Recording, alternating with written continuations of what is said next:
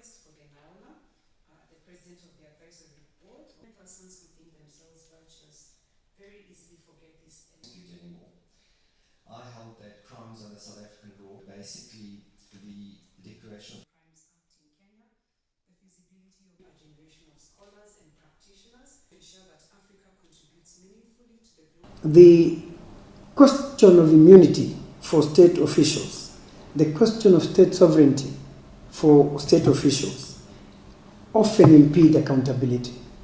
Those who are here during the Kenyan situation cases in 2007 to 2013, and yet nobody's questioning the continued impunity and the defense of immunity by state officials.